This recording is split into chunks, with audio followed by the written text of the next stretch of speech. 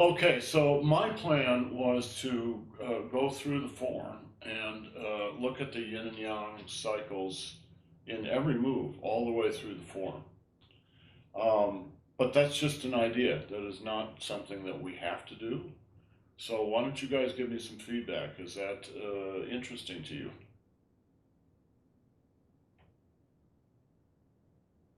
It is to me. I just, don't know how much I'm going to be able to, get up and do stuff. Yeah. Yeah, I heard something. You ran your leg into something. Are you okay? Well, I don't know yet. I slammed my kneecap right into the bench in the laundry room. I Uh-huh. mean, and I've got a big goose egg on the kneecap now. Ouch. It's swelling up, but it doesn't appear to be doing anything underneath it. But I don't know yet. Um, anyway, so that's where I am Well, today. Uh, well, take it easy. Take it right. easy with that and hope it settles down. Rand, what about you? What are your thoughts? Sounds good to me. Okay, well, let's go ahead and do it. The reason, I'm sure it's obvious, but the reason the yin and yang cycles are important is in a certain way, the Tai Chi forms are modular. They're it's like a really big Lego construction, and the Lego bricks are the yin and yang cycles. So if you don't know the yin and yang cycles, you can't really understand what's going on with the form. So why don't we review what we really quickly what we did last week, which is move number one, and then we'll move on to move number two. And I think we're going to need to keep track of all this. So, Kevin, maybe you could keep track of all this on a chart for us, and we can establish some standard. Excuse me. We can establish some standard to go by. Um, the choice of yin and yang cycles, five, 4 out of 5 times is pretty standard. It's pretty obvious what they are. But there are definitely places where you could easily skip over something or you could easily add something else in. So there's a lot of flexibility in here. So we're not doing the way of doing it, we're doing a way of doing it. So just as with the movements themselves, in a certain sense, it's a little bit arbitrary, but you got to do something. So let's do that. Let's look at the first move, and we're just moving the standard first move. All right,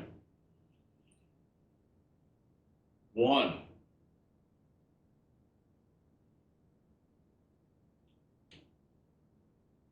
two,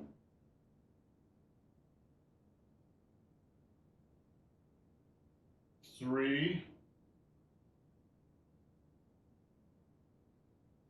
four, five,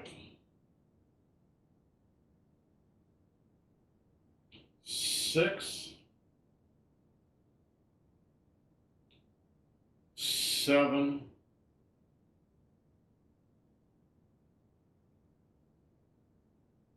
eight.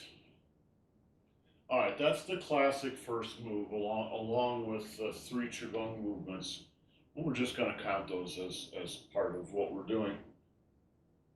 We don't do them every time, but you probably should do them every time. All right, let's go through it one more time. Hum, Lu, On,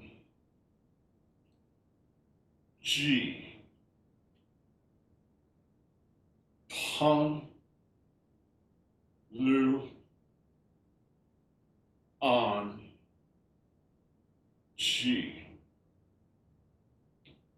Hung, Lu, On, Chi. Hung, Lu, On, Chi. Hung, Lu, On, Chi. Hung, Lu, On, Chi. Hung, Lu, On, Chi. Ready for the next move. All right. To me, one of the most interesting parts of this is actually the fourth cycle. So you could divide these 8 yin and yang cycles up into 3 classes. All right. Here's one class: 1, 2, 3, and then there's the fourth move is in a class by itself, and then it finishes, right? 1, 2, 3, 4. So you could divide it up into 3 classes: the first 3 move, the fourth move, and the last 4 moves. I find the fourth move to be quite interesting because there's very little physical movement going on the outside, but there's a lot of movement going on the inside. So you've done 3 Taiji Qigong, right? And then sink to the danqian, and then down the legs to the ground, and then back up again, all the way to the top of the head, right? And then back down the arms to the tips of the fingers, and down to the tips of the toes. Yeah, Kevin. Up until recently, when you showed this move, the fourth one, I was trying to pull it up my back first instead of up my front, and then taking. So I was doing it reverse. I'm like, God, this is not right. There are, especially with Qigong, there are different ways to move energy in your body. Each of them has kind of a benefit, and it's kind of got a positive and a negative associated with it. It's a little different with Tai Chi because Tai Chi is really about interacting with the outside world, and so you've got something out there in the world that's kind of giving you a reality check. I'm going to take my sweater off here for this.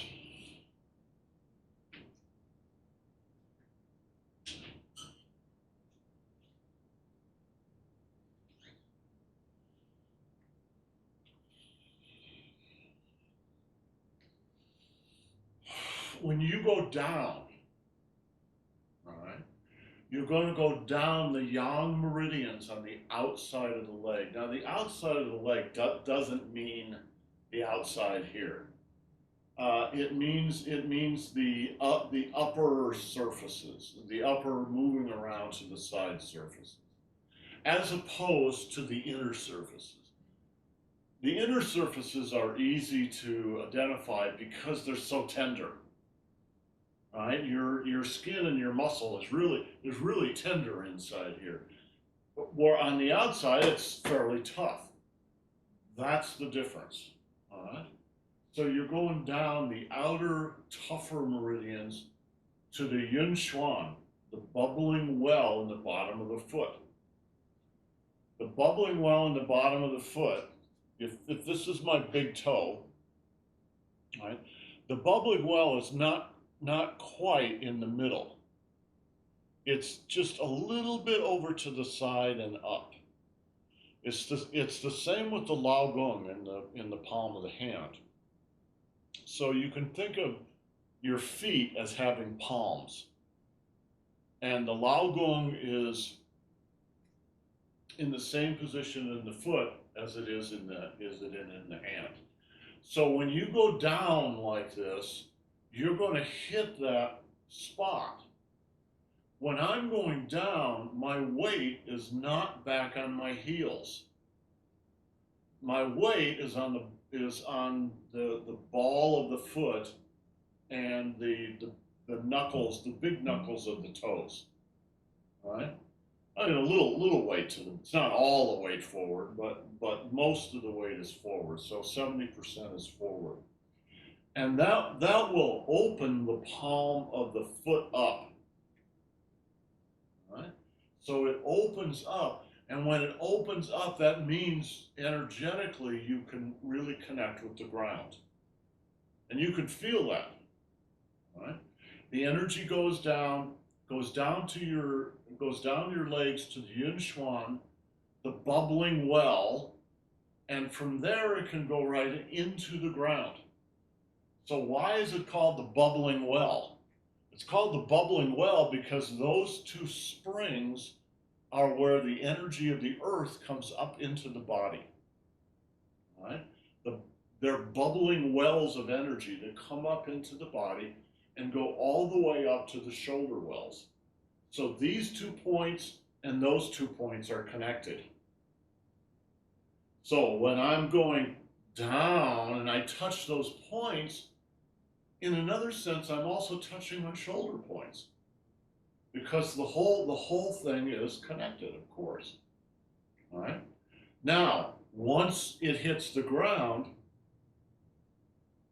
you can use your mind to extend into the ground. It's not a bad thing to do. And then you begin to bring the energy back up. But when you bring it back up, you don't bring it back up the yang meridians. You bring it back up the yin meridians on the inside. So it's coming up, and then it's going to hit the perineum, the root chakra. And from there, it's going to go up, all right, the back. It's going to go up the back to the top of the head, and then it's going to relax and come down the front of the body. All right? So it's going to come up to the yin shuan,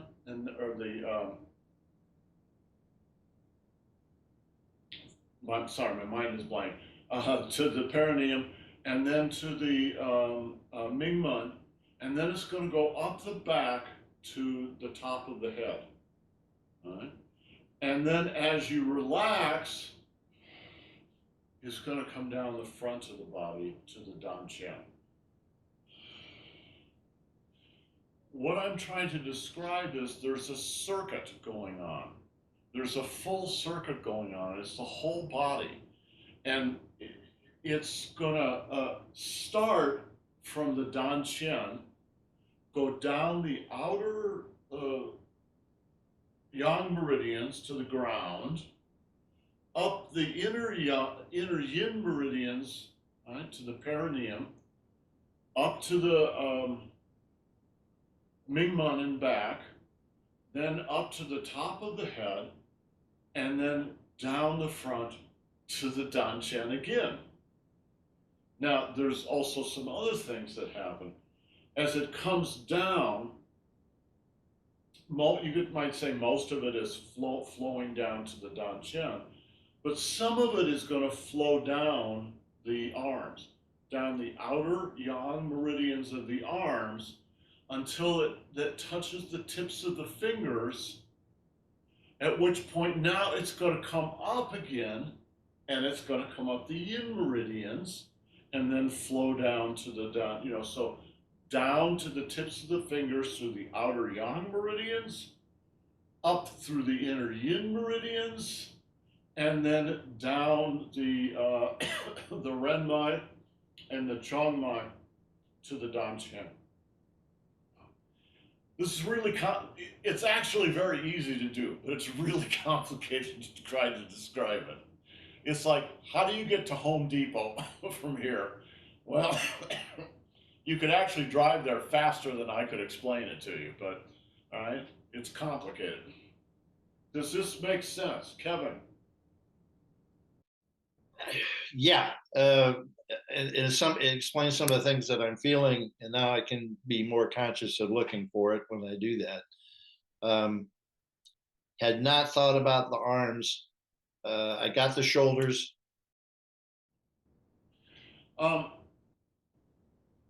this particular move is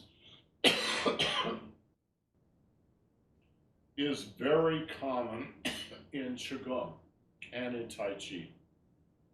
You're Another way to say it is you're drawing all the energy in and then you're pushing all the energy out. When you draw it in, you're going to draw it in the yin meridians. So the inside of the arms, the inside of the leg, and then, right, you're closing the body. The body's closing in, closing in, closing in, and then, pah, and then it's going to open out again. When it opens out, it's going to use the yang meridians. Right? So the yang meridians in the arms and shoulders, and then the yang meridians in the legs. So you perform that. Um, it's almost like a ceremony. You perform it kind of ceremoniously at the very beginning of the form for a number of reasons. One of the reasons is just to get the engine moving. Another reason is to get your head into the right place. You whatever you've been doing that. Now you're going to be doing something different. You're going to be doing the form, which requires you to be in a certain space. So in a sense, this action is like that bell. It's it's just about, in a certain way, it's about ringing that bell. So some people, when they start a form, they don't do 3 qigongs. They just go directly into it, right? But I think it's good, especially the first and the last practice you do during a day, to do formally to do the 3 Taiji Qigong. And then especially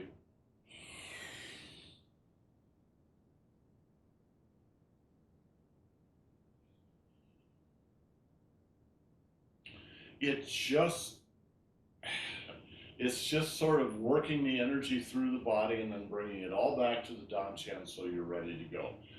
Now the form itself actually starts.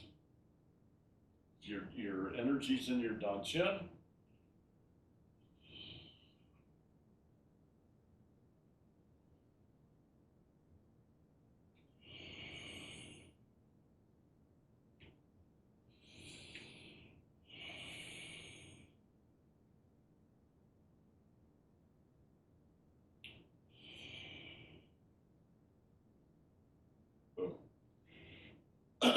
So, any questions on this first move?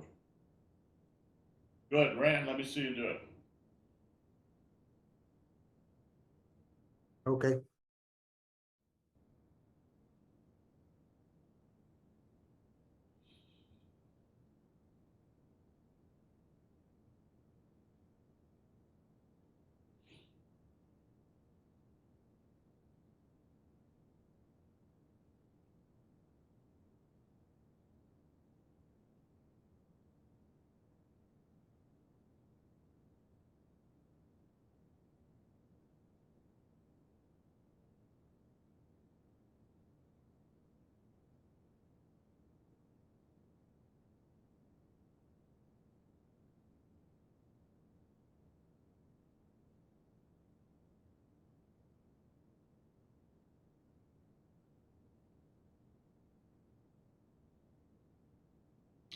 Okay, not bad.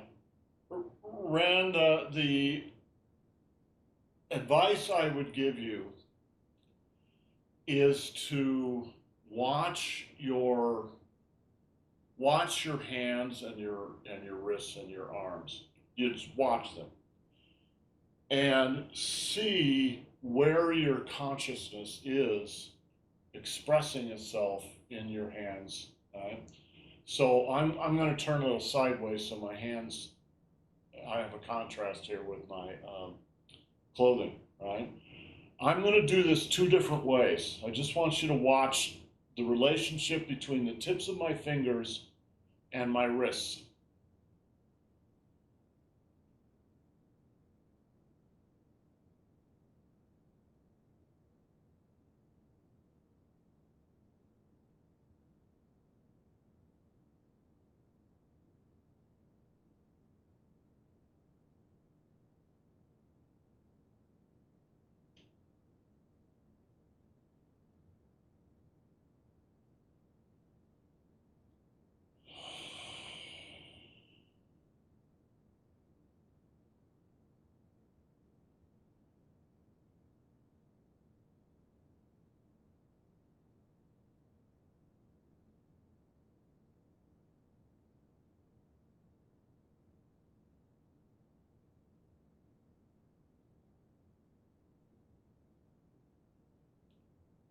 So Ryan, I'm gonna ask your opinion in a moment, but let's start with Kevin.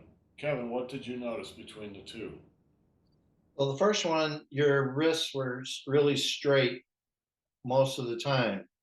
And then the second one, you would relax, then extend, then relax, like that. And it's so it's more.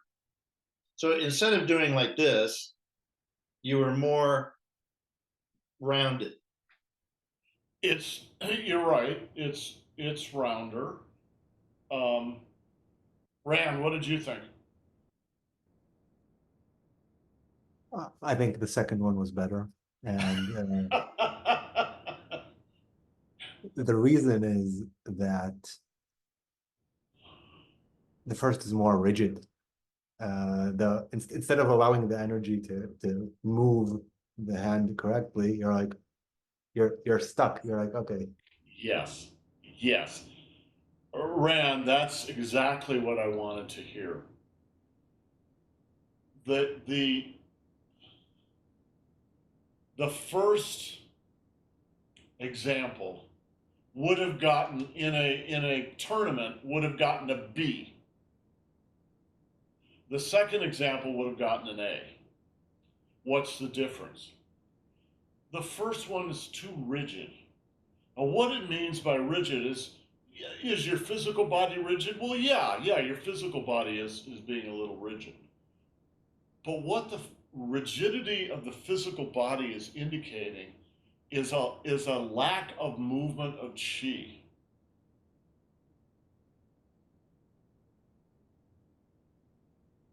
Slow. Now start over. Start over. Empty your arms. Just empty them. All right. Now the chi can flow through your arms without any obstruction. Okay. Keep your fingers empty. No. No. Better. Better. Watch. Just let them hang. Better. Yes. Yes. Okay, this is such a tiny little thing. Why is this a big thing? Because it indicates a degree of mind control.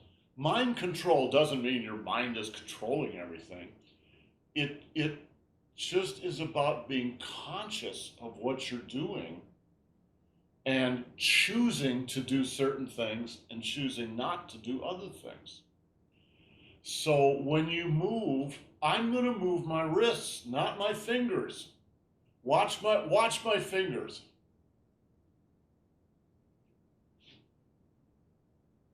They're absolutely empty. If you were to grab my hand, you could do anything you wanted to my hand because my mind is in my wrists, not my fingers. If my mind was in my fingers, it would look like this.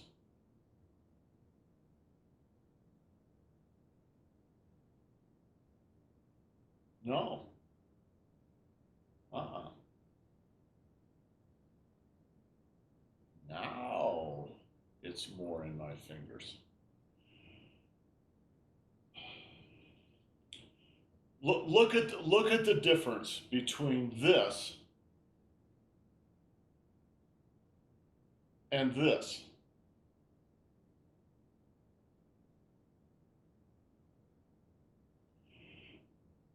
It's a circular movement, and the chi, your mind and your chi is moving through your physical body, right? It's in the wrists. Now it goes out to the fingertips and it fills the palm and it presses down and then it relaxes again. There's no lack of movement.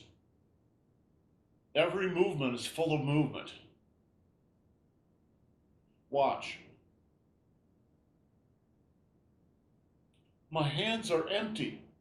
I'm not using my hands to pull the guy back.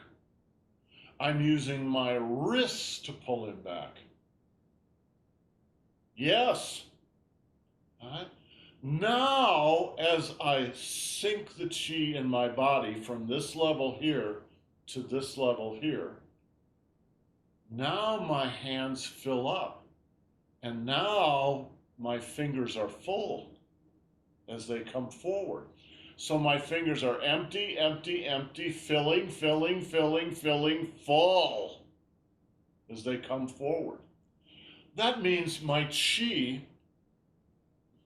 is back here, and now it moves forward into my fingertips.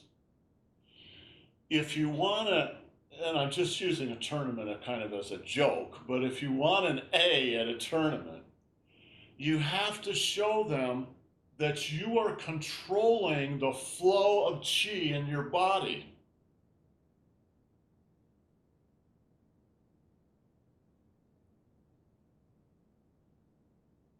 Wrists.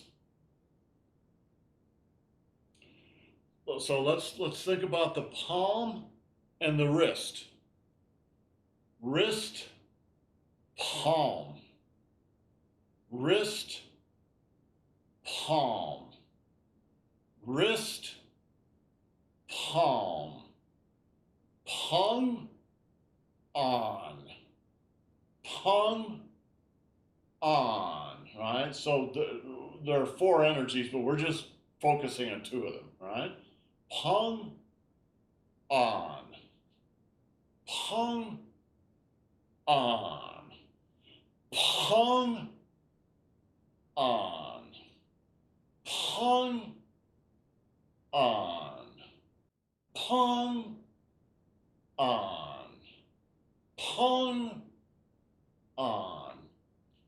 That simple idea is carried through the form in a million different complexions. Right? Watch this one.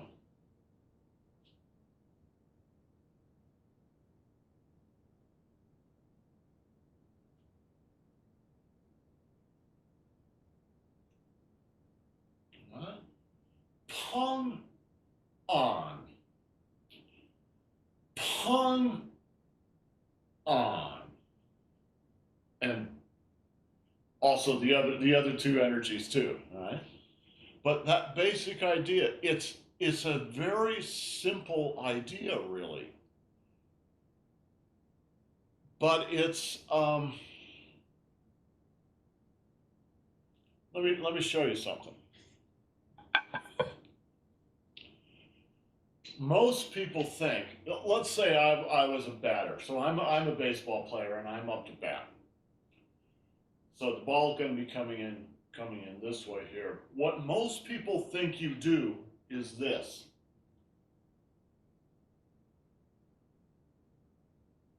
Right? That's not how you hit a ball. How you hit a ball is like this.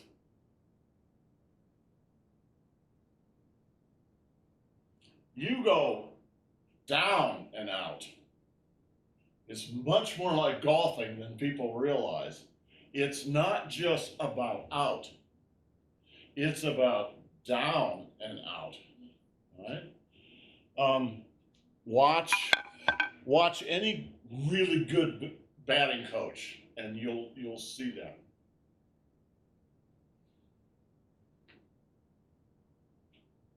All right? Pung on, and then lu. All right, suppose we move on to the second move.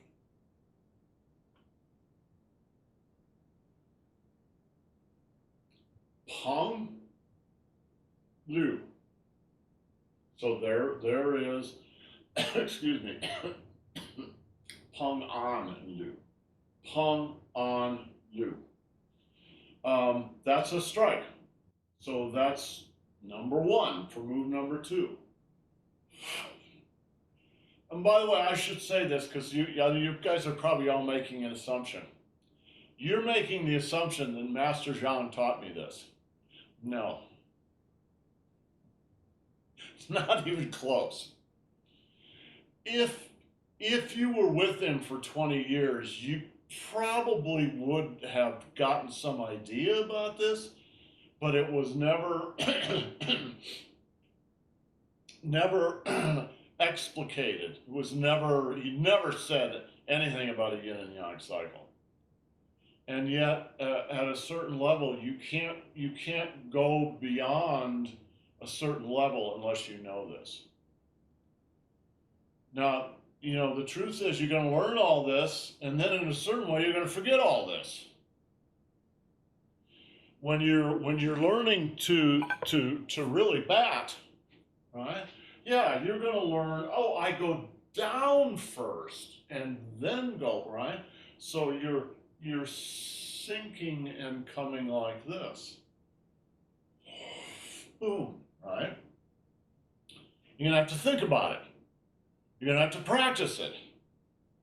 It may take you months to really get this. But after you really get it, you don't think about it anymore, right? It's the same with this. Suppose the guy's standing right there.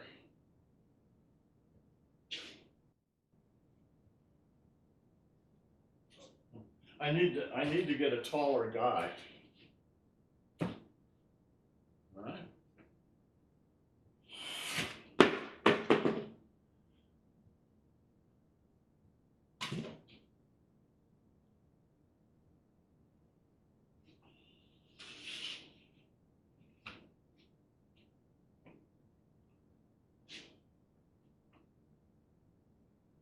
One, two, three,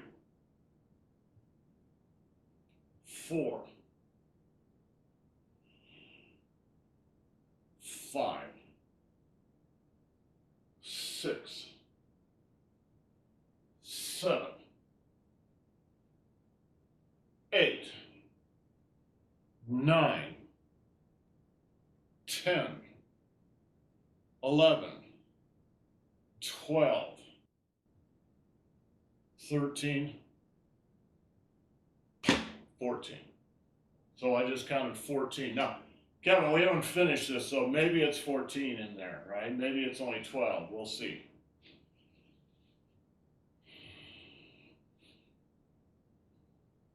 When you watch different practitioners do the form, you will see them making choices. And one of the choices they're making at a very basic level is whether they're doing a yin and yang cycle there. So most people, when they do the first part of the second move, it looks like this.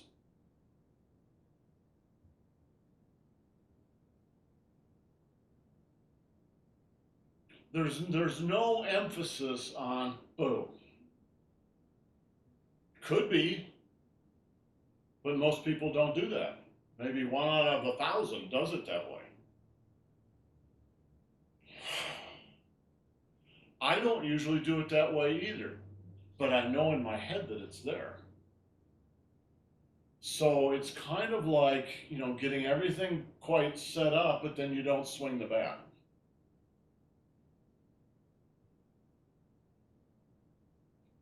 Oh, it's all set up. I can do it if I want, and then just relax and go on. But I'm going to count that as 1 for a couple of reasons. 1, sometimes I like to do that. And 2, when you know it's there, when you give it a number, you're not going to forget it. You're going to set it up inside. It's not just a little throwaway. It's like, oh yeah, it's ready to go. All right? Other than, oh, I'm just forgetting it and I'm going on. Right? It's not sloppy. To me, like watch Master Fung, some of the videos, and there's a bunch of videos on the website now. Watch Master Fung. There's a kind of exactness in his Tai Chi. And that exactitude is in there because he's paying attention to the yin and yang cycles.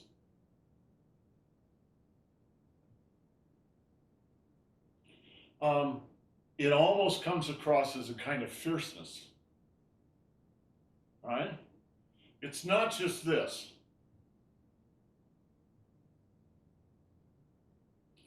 Yeah, that's so soft. There's nothing wrong with it. Sometimes you want to do it that way. But the way he would do it is like this. There's some bones in there. And his eyes are looking. All right? His eyes are looking. I told you what Master Zhang told me the first time I went out and pushed with touched hands with Master Fung. He said, "Don't look in his eyes." And I didn't, you know, I was going out, so I didn't say anything. You know, we go, we do it.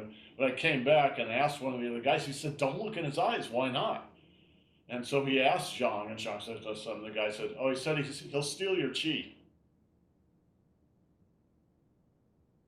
He'll steal your chi."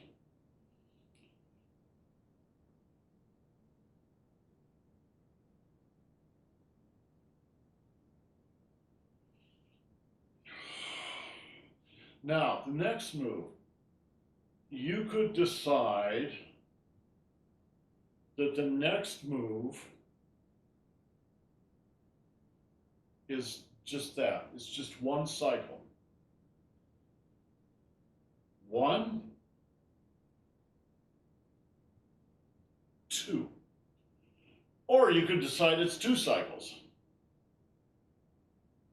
1, 2, 3. So we're a little over time here, so I'm just going to leave it there until tomorrow, and then we can talk about it. Should it be 2 cycles or should it be 1 cycle? We'll pick it up tomorrow. We'll make a decision tomorrow. All right, guys.